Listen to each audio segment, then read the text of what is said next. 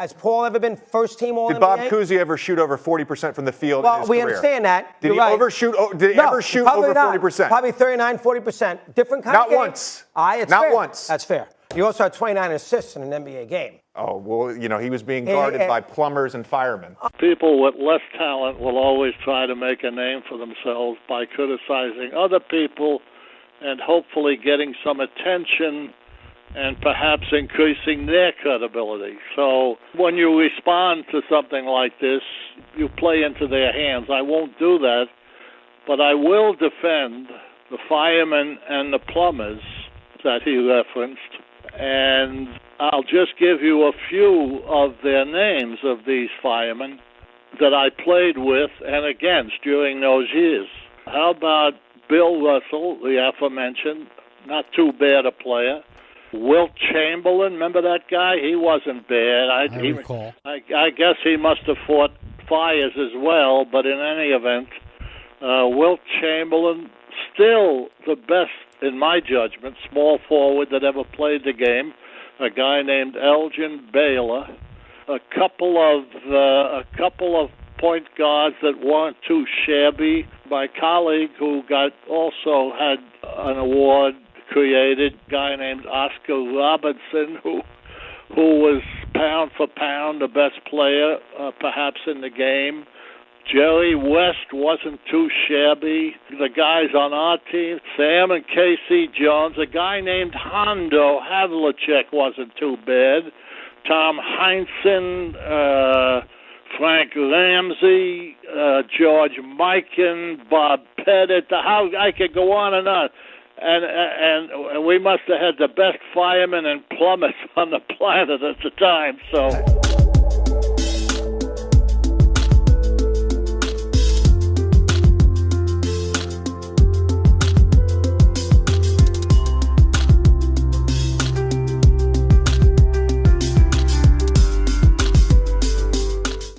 In the year of our Lord 2026, it is a very common thing to hear about players from the past being referred to as, quote, plumbers. In case you've been living under a rock, this is a derogatory term. It's a way to criticize and disregard former players, which is a tactic often implemented when trying to compare players from various generations. Now, when people first started saying this, it actually meant something.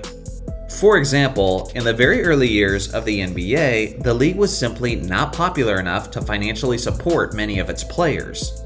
Without a ton of attention on the sport, they simply couldn't generate enough revenue for all of their players to be full-time athletes. So naturally, many of the quote pro players also had to have second jobs to adequately support their families.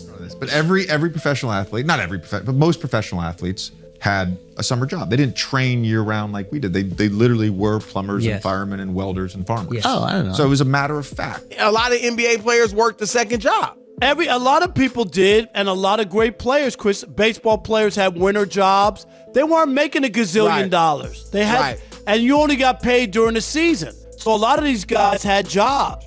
So I remember Richie Hebner was a grave digger, Chris. I don't know if you remember him. He's a first baseman, played for the Pirates, the Mets. Richie Hebner. He dug graves in the offseason. Wow. That's why the term plumbers is a criticism when referring to former players. It's not because people hate plumbers and every plumber is a talentless person, but it's because players back in the day had their attention divided. The thought process is essentially, how could they be some of the greatest athletes in the history of the sport if they couldn't even fully commit their time to their craft? Now, I will say, referring to players from the 90s and 80s as plumbers will always be nonsensical, because at that point, NBA players were full-time pro athletes, seeing how the league had reached astronomical heights of popularity. But if you go back far enough, the critique might not be as outlandish as it sounds. Players having jobs outside of the NBA was very normal throughout the 1950s, the 1960s, and the early 1970s. Even some of the greatest players in NBA history had some very regular jobs outside of basketball. Six-time All-Star and former scoring champion George Yardley had his own business as an engineer. One of the greatest big men in NBA history and a five-time champion in George Mikan worked as a travel agent. The Hall of Fame small forward, Jack Twyman, worked in insurance. Bob Cousy would run his own summer camps in the off-season. The four-time All-Star, Dick Garmacher, worked in real estate. And Bob Pettit, who was a two-time MVP winner and is arguably the greatest player in Hawks history, worked as a banker. The list goes on, but you'll be surprised to find out one very specific detail. Despite all of these regular jobs, the titles of quote plumbers is almost completely inaccurate. For some reason, there was basically no overlap between the professions of plumbing and pro basketball. And yet for some reason, these former greats have been called plumbers more so than any other trade. If anything, it would be more accurate to generally describe them as bankers and insurance agents. There is one exception though. Just one. In all of NBA history, there has only been one pro player who was simultaneously a plumber. His name is LeBron James. Just kidding. His name is actually Norman Stanley Glick, also known as Normie Glick. This 6'7" forward had a very efficient NBA career, as he shot 100% from the field over the course of his playing days. Or rather, his playing day.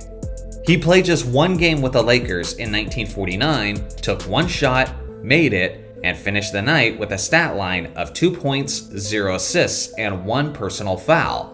That was the only pro basketball game that he would ever play, as Lakers management seemed to believe that he didn't have what it took to play in the league. Interestingly enough, the Lakers did go on to win the championship that year, meaning that if this happened in today's league, he would have been awarded with a championship ring for his modest efforts. As tragic as it is, not only do people think that plumbers couldn't cut it in today's game, but apparently they couldn't cut it in the early years of the NBA either. Regardless, the legacy of this plumber lives on for decades afterwards, as people incorrectly apply his reputation and skill set to other players from his era and eras afterwards. So what do you guys think? Have people gotten carried away with the plumber's critiques? Or is it a valid take? I look forward to hearing your thoughts in the comment section below. Thanks to all my members for supporting the channel, and thanks for watching as always. Make sure to like and subscribe for more basketball content, and I'll see you guys in the next video.